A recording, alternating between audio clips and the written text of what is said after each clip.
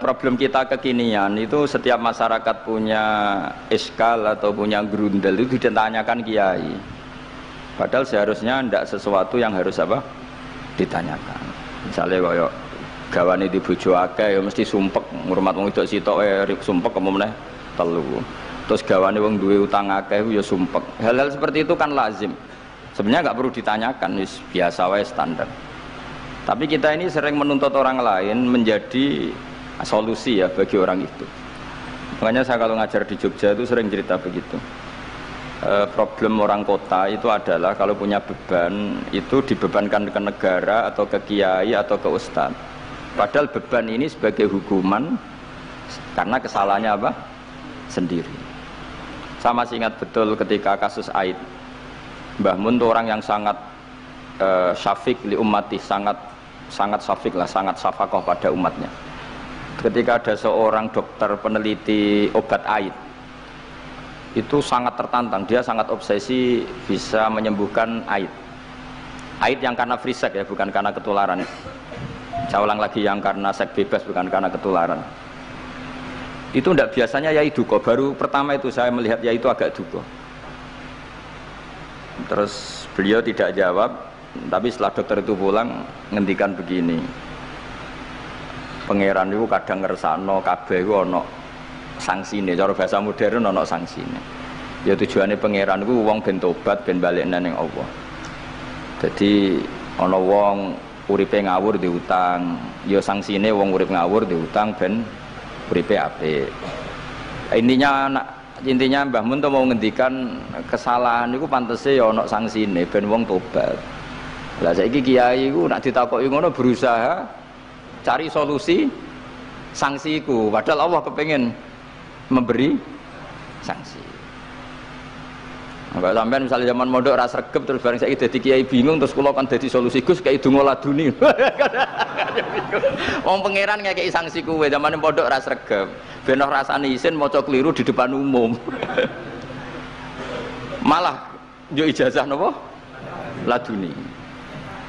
Jadi itu pelajaran bagi saya menurut saya. Jadi kata Mbah Mun la'allahum yarji'un itu la'allahum yantahun yang di Quran itu satu kesalahan itu pasti Allah itu menghendaki ada apa? Sanksi. Tentu maksudnya Allah baik supaya tobat. Tapi sekarang sanksi itu mau dihilangkan. Kadang konsultannya itu kayak bojo kepengen minggat.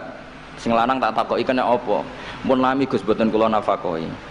Ya aku yang mending normalnya aku minggat, aku terlambat bojomu kepengen minggat saiki aku terlambat. Kudune wis wingi-wingi. Normale wong lanang ra tanggung jawab, mencen sanksine bojone nanti bojomu pinter. Wis ngerti sing lanang ra kena deloki melok wong tuane ya menika. Jadi nah seperti itu menurut saya semua kiai itu harus kayak saya dalam bab itu. Tapi mereka nyari donga, piye bojo iki ra dicukupilah seneng. Terus golek akeh pengasih, golek jimat. Akhirnya Mbak Mun nanti cerita, sing kula paling tak kenang sih. Akhirnya kiai ini nganti lali ya. Ana wong melarat tuh ijazah kiai. Berhubung kiai ini ku isin muni ra iso diijazahi duha mek donga. Kiai ini ku lali nak dhewe fakir.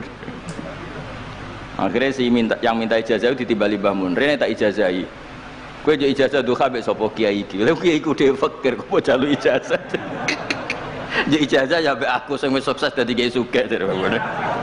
Artinya apa? Bener ceritanya Gus Zofur, gara-gara setiap pertanyaan itu memaksakan bisa jawab.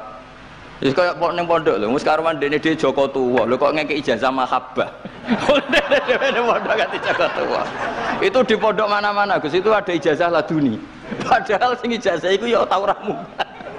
Sekolah iku ora tau munggah. Ngono dicalon ijazah laduni yo. Coba di pondok-pondok beredar gak ijazah ketemu Nabi Khidir? Beredar. Padahal yang ijazah juga gak pernah. Nah itu karena yang diceritakan Gus Zofur tadi memaksakan bisa. Jadi karuan dekne dhewe ra iso ya santai wae. Nek kepengin ngipi ketemu Rasulullah itu beredar gak ijazah itu? Mungkin Pak Dzul kan yang pernah mengijazahkan itu. Tapi ya ora tahu. Sampe tahu ngijazah niku Pak Zakaria. Oh, ya jadi ya ijazah itu terus ya. Karena jubir Torekoh nih. Jadi intinya kalau ndak bisa ya bilang saja ndak bisa sampai apa jangan kita lupa tadi ya sampai lupa daratan tadi karena problem negara kita termasuk itu. Semua intelektual, semua pakar kalau ditanya problem negara itu semuanya jawab. Maksudnya kan gaduh, semuanya punya rumus, semuanya punya versi, makanya gaduh. Misalnya pemerataan Indonesia rumusnya gimana? Yang satu bilang wah ibu kotanya dipindah, yang satu bilang enggak, harus ada sentralisasi di Jawa supaya ada kualitas A, ada kampus terbaik, ulama terbaik. Kalau diratakan nanti kemampuannya rata itu justru enggak bagus. Yang ketiga enggak, wah kualitas demokrasinya dijaga. Yang satu enggak, demokrasi tanpa ekonomi enggak bisa. Sehari santri ya seduanya rasa pikir, besok mati ben. Nah itu kan karena memakai pikir sudah semua ahlun nar itu redaksi di Quran tuh khalidina fiha, sehingga zaman tabi'in sudah banyak yang berpikir enggak ada kemungkinan orang sing yukhrajuna minan nar. Sehingga terus ada kafilah itu, ada delegasi, ayo kita ke Medina, semoga kita ketemu sebagian ashabu Rasulillah. Sehingga cerita akhirnya ketemu beberapa sahabat. Di situ diceritakan ada Jabir, ada beberapa lah yang sahabat sepuh bahkan. Nah terus si Jabir ini, sahabat Jabir ini cerita kalau itu memang ada bisa syafaati Rasulullah Shallallahu Alaihi Wasallam. Tapi satu kontingen ini yang tetap berpikiran tidak ada syafaat itu banyak. Alasannya semua cerita tentang ahlun nar adalah khalidina fiha. Ketika Jabir masih hidup itu ya sempat terjadi debat. Loh itu yang khalidina fiha itu amma, sehingga ini menjadi khas. Meskipun khas ini iskal, kita akan iskal karena itu di Quran tidak ada. Tidak ada, maksudnya nggak ada secara sorry yang menerangkan ada kaumin sing yukhrajuna minan nar. Makanya Syekh Al-Ajuri ngendikan ciri khas ahli sunnah adalah mengimani adanya kaum sing yukhrajuna minan nar, karena itu benar alladzina hum ahluha. Memang dia spesifik ahli neraka, memang dia berpenduduk neraka. Alamatnya neraka, KTP-nya neraka, kakane neraka. Kalau kita ini ndak, KTP kita surga, mbah-mbah kita ahli surga. Karena alamat kita sebenarnya kan surga. Nabi Adam itu kan surga alamat. Makanya saya ngaji di mana-mana itu betapa baiknya agama ini. Karena kunci surga kita sudah dikasih tahu miftahul jannah. Sementara kita tidak tahu kuncinya neraka. Jadi kena mlebu neraka kebangetan gitu. Wong ora roh kuncine kok mlebu. Tapi jare kancaku, wah gak ono pintune Gus, dadi langsung blusek. Ini problemnya itu. Tapi nek sampean mlebu neraka kebangetan. Karena yang kita punya kuncinya itu surga, kita tidak punya kunci neraka. Ono sing dikunci neraka mboten to? Nah, harusnya kita nggak bisa masuk neraka karena nggak punya kuncinya.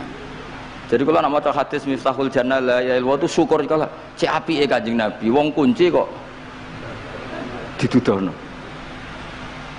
Itu kan luar biasa. Jadi orang memahami hadis itu. Saya ini tahadus bi nikmah, ini mumpung ada Gus Zofur, ini saya tasihkan. Wal asri demi masa, demi waktu. Saya ketika baca ayat yuridu wa bikumul yusra wala yuridu bikumul usra, dengan ayat wal asri demi waktu, itu memang luar biasa Islam itu. Coba ya, kita baca kalimat tauhid itu kan hanya butuh waktu setengah menit, mungkin tidak ada la ilaha illallah Muhammadur Rasulullah. Waktu yang sesikat itu bisa menghapus kekafiran di masa lalu. Jadi misalnya orang kafir 70 tahun itu terhapus kekafirannya hanya dengan singkat melafadzkan la ilaha illallah Muhammadur Rasulullah. Dan waktu pas dia melafadzkan syahadat ini momen paling dikenang ketika nanti di akhirat. Wal asr, demi waktu. Jadi artinya apa? Momen terbaik kita adalah ketika melafadzkan itu. Dan kalimat itu mudah dan sah, asal belum yughorghir, belum kelerek-kelerek, sah. Dan tanpa syarat. Misalnya sholat tidak butuh suci, butuh nutupi aurat, butuh melakukan rukun dan syarat. Syahadat enggak. Lau talaffadza kafirun bihadhi syahadah, mesti apa? Sohat hadhi syahadah. Padahal kafir urung adus ijek cerita ya betapa agama ini mudah. Ya kan, kalimat yang bisa menghilangkan kekafiran kemudian tidak banyak syarat. Coba kalau kamu mau sholat, syaratnya kan macam-macam. Mau zakat, syaratnya macam-macam. Tapi kalau mau yang masyhur itu khawarid lah. Khawarid itu kelompok yang sangat soleh secara zahir. Yes, ibadahnya kata Rasulullah siamu laisa siamukum kasiyamihim wa qiyamukum kami qiyamihim. Jadi puasa kamu sahabat enggak sehebat puasanya orang apa? Khawarij, ibadah kamu tidak sebanding ibadahnya Khawarij, tapi mereka sangat biadab. Ya murukuna minaddin murukosahmi minar ramiyah yaqra'unal Qur'an la yujawizu hana jiro. Dan diantara kesolehan yang berlebihan ini kata Nabi apa? Yuqatiluna ahlal Islam wala yuqatiluna ahlal ausan. Kalau dijak musuhi sesama Islam semangat, tapi dijak musuhi yang jelas salah ndak semangat. Ini kelompok sing hadarona humun nabiyu, kelompok yang kita diperingatkan Nabi untuk sangat apa menghindari. Karena logikanya jelas ya. Orang yang kafir saja inginnya Nabi menjadi muslim dengan diajarkan syahadat. Tapi ini orang yang sudah muslim, seleranya Khawarij, dikeluarkan dari Islam. Tahlilan kafir, kuburan kafir, nyekelake kafir, apa saja menjadi kafir. Ini pertanyaannya kan, inginnya seorang Nabi itu kan tentu dari kafir menjadi muslim. Ini yang sudah Islam menjadi kafir.